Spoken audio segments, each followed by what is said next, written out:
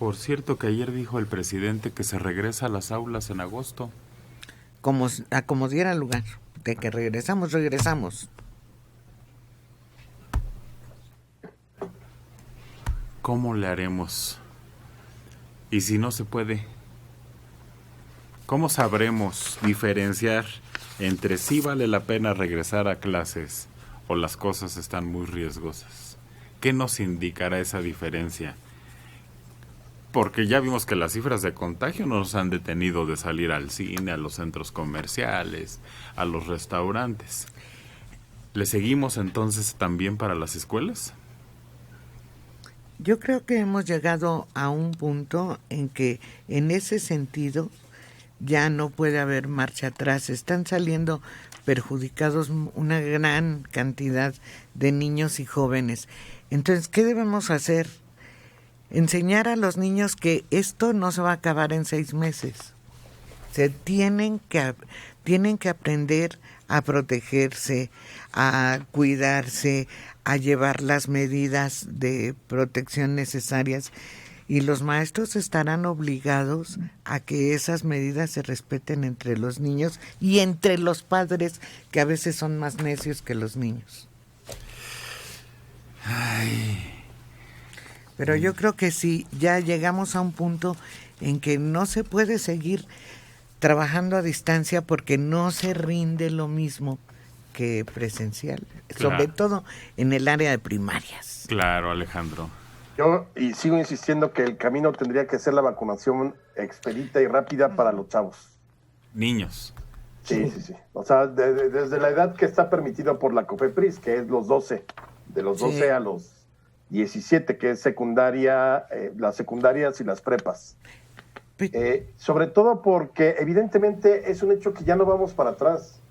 Y también es un hecho que tú ves ya los chavos están desesperados y no solamente están saliendo, sino también esa convivencia cotidiana con los amigos, lo que hemos hablado durante todo el año. Yo creo que ya no hay, yo creo que a nadie le motiva, por más que ya te hayas acostumbrado como papá, que ya organizaste la vida, para que entonces tú des clase, yo trabajo desde casa, etcétera. Ya, yo creo que todo el mundo desea ya el regreso a clases, pero evidentemente también, si no hay vacunas para ellos, va a ser un contagiadero increíble. Si los pocos alumnos que fueron a clases hace mes y medio empezaron a dar muestras de que se contagiaban con una cierta facilidad, imagínate ya teniendo las aulas llenas. No sé si empezaremos con el modelo híbrido, quizá un par de días, pero de todas maneras vas a estar en contacto con mucha gente de otras casas, digamos. Pero a mí ayer estaba escuchando las cifras oficiales de vacunación. De repente se alentó todo el proceso de vacunación.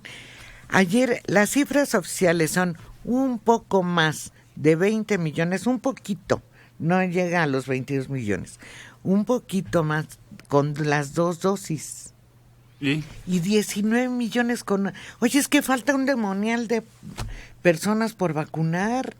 Falta mucho más de la mitad. Mucho más. ¿Y cuál es? Porque no se está promoviendo lo suficiente. Si ya no tenemos tanta gente, se abre en todas las delegaciones. ¿A qué insistes en que 3 esta semana, 3 la próxima? No, ya no tenemos tanta demanda como al principio. Muy bien. Todas las delegaciones a partir de mañana. Lo que han dicho ustedes, tú y Alejandro, estoy pasando por un módulo, no me he vacunado, voy y me vacuno. ¿Qué necesidad que el registro y que no sé qué? Si lo tengo a la mano, voy y me vacuno. Pero dar más facilidades y no esperar a que le toque a mi alcaldía y que le toque a la letra de mi apellido. No, facilidades. Y órale. Una profesora de San Luis Potosí se volvió muy famosa en las redes. Es que lanzó un video. Muchos padres de familia festejan el 6 de sus hijos, el que pasaron los alumnos de grado, desde la educación inicial hasta el nivel profesional. No entregué tareas, pero sin embargo, me gradué. ¡Bravo por tu 6! ¡Soy un burro! dijo la maestra. No todos los alumnos tuvieron buenas calificaciones y aún así lograron graduarse. Padres de familia, mi preocupación es el que ustedes no comprendan la importancia del trabajo triple que se tiene que hacer. La maestra dice que muchos padres o tutores critican a los maestros porque no hacen su trabajo. Lo que no saben es que un docente tuvo que trabajar horas extras durante el programa Aprende en Casa. Me preocupa que un alumno mío diga que la maestra no le enseñó nada, cuando nosotros hicimos lo que nos correspondía, trabajar horas extras día y noche, comparar los programas Aprende en Casa con el plan y los programas de estudio, porque no coincidían. Les pido, por favor, que volteen a ver a los maestros. Ganamos 4,000 pesos por quincena. No es posible que trabajamos hasta 12 o 16 horas diarias. No consideren que somos unos flojotes, nada más que ella lo dijo en otra palabra, pero se queja de los que celebran sus 6 y que de todos modos pasaron. No, sí, yo sí considero a los maestros que estuvieron trabajando con los niños en las escuelas oficiales. Hubo maestros que se paraban en una esquina a recibir las tareas para calificarlas y el día siguiente iban a la misma esquina a entregárselas a los niños y a diferentes esquinas, porque los niños llegan de diferentes puntos de la colonia. Aquí parece que lo que falló fueron los papás. Los papás que se tenían que sentar a hacer la tarea con los niños, o no podían, o se desesperaban, o tenían otra ocupación, algo, pero parece que ahí ellos, que eran los que deberían de apoyar en la familia, fallaron, Alejandro. Y quizá faltó adaptar la educación a las circunstancias, es decir, tratar de seguir con el programa tal cual, las materias tal cual. Creo que, pues, dadas las circunstancias, lo único que terminó haciendo fue fastidiar a los chavos, cansarlos, hartarlos. Quizá había que haber reducido el programa y mucha fomento a la lectura, comprensión de lectura, redacción, cosas como más prácticas que pudieran mantenerlos ocupados en cosas que les puedan servir más, quizás civismo, pero pues, imagínate de pronto, quizá en la secundaria, biología. O sea, tú está bien en el programa normal cuando vas a clase de las 7 a las 2 de la tarde, pero imagínate tomar clases de biología en tu casa con tus hermanos gritando y luego tienes que tomar la de química y luego regresas a física y aquellas era horrible cuando abres 2 llaves de agua caliente y quitas el tapón, ¿a qué velocidad el desagüe saldrá? ¿No? O sea, híjole, te querías dar un tiro. No me tocó esa llave, Liliana. No, fíjate que yo no juzgaría tan duro a los papás, porque también esto fue una situación nueva para todos. Había muchos papás que, independientemente de que el niño tuviera que tomar su clase y tuviera que estarlo apoyando ahí de alguna manera, viendo que no se distrajera o tal vez hasta intercomunicándose ahí con el niño en lo que no entendiera, también tenía que estar trabajando o tenía que estar haciendo la comida o tener que estar vigilando a otros 2 chiquitos que también estaban en la casa. Entonces, yo creo que esto se vuelve mucho más complejo de lo que podríamos ver a simple vista. Entonces, se hizo un esfuerzo. ¿Por qué? Porque no se perdiera el año escolar. Eso se me hace positivo, como sea, porque se buscó la manera. Pero que no haya resultado, pues yo creo que no es tanto de culpas, ¿no? Ha sido una experiencia, como lo digo, nueva.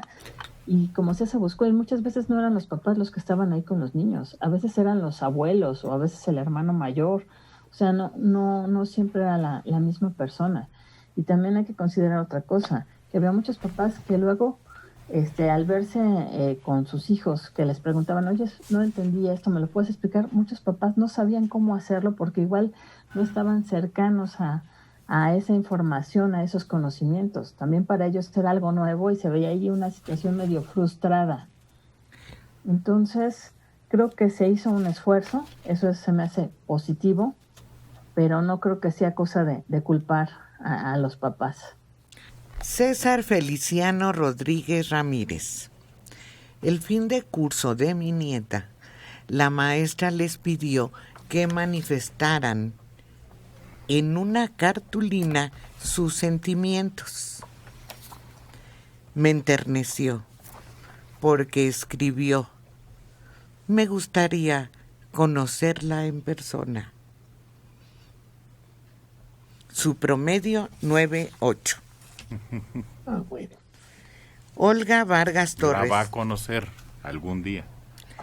Olga Vargas Torres. No, Manelik, estás mal. Fallaron en no capacitar a los padres, porque también fue trabajo doble por los papás y los abuelos. Pues claro, a todos nos tocó salir de nuestra normalidad, pero ahí es donde se rompió la cadena, en los papás. Ese es algo muy complicado. No creo que no se puede culpar a nadie porque nadie estaba esperando que hubiera pandemia, que estuviéramos un año con una vida fuera de lo normal. Yo creo que nadie lo esperaba. Pues no, por eso no se puede capacitar a los papás para algo que no sabes que va a suceder. Yo creo que tenemos que aprender a sobrevivir sobre la marcha. Exacto, Alejandro. Adaptarte, punto. Exacto. Y eso fue lo que sucedió. Dora. Sí, el hecho de que nadie estaba preparado y que los padres, por lo tanto, no estaban preparados. Oye, en un año, no, aquí creo que lo primero que se tuvo que haber hecho era sensibilizar a los niños, explicarles que era una pandemia, las consecuencias de esto, las medidas de protección en corto con los profesores y de ahí extenderlo a los padres. Y un padre que se preocupa está atento. Yo entiendo que muchos hacían el trabajo en casa, pero podían alternarse, podían ajustar, podían estar con un ojo al gato y otro al garabato. Claro que sí. Y fue una responsabilidad compartida. Lo que no querían los padres era batallar con los niños. Y entonces era la agresión, el jalón de orejas, las quejas de los niños o de los jovencitos en ese sentido también se dispararon. Y se los digo por el tipo de servicio que yo tengo, en donde se rebelaron y no querían que los padres supervisaran la tarea. En cuanto estaban los padres, estaban atentos. Se iban y se desviaban y se metían a otras aplicaciones. No, los padres no cumplieron con la tarea. No todos, desde luego. Hubo padres muy responsables. Y mencionaste a los abuelos. Perdóname, pero discúlpame. Ningún abuelo tenía la obligación de estar al tanto del aprendizaje de sus nietos. Ni la capacidad. Menos. Estamos a años luz de cómo están manejando la educación ahorita. La paciencia, la tolerancia, todo. No. Los abuelos no tienen la autoridad moral que tienen los padres de corregir, de asesorar, de apoyar. Los abuelos estamos para consentir. Y si se pueden maleducar, venga. Pero de otra forma no hay ninguna responsabilidad. Aquí fueron los padres directamente los únicos responsables de que tuvieran todos los materiales a la mano, de que cumplieran con el uniforme. Hicimos hincapié que los levantaran a la hora de costumbre, que los arreglaran, que aprovecharan como si estuvieran en un rinconcito en su escuela. ¿Para qué? Precisamente para eso, para que en el proceso de adaptación tanto padres como alumnos tuvieran la seguridad de que se estaba cumpliendo con el objetivo. ¿Cuál era? Disciplina, hábitos, no perder el ciclo escolar. ¿Que se tuvo que cambiar el esquema? Sí, se tuvo que cambiar. Pero los maestros también hicieron un gran esfuerzo. Los padres no. Rafael Navarro Mora. La falta de atención de padres no es de ahora con la pandemia. Aún en presenciales los dejan al abandono. Se pensó que por estar en casa serían más atendidos. Margarita Álvarez Delgado de Miguel Hidalgo, 74 años.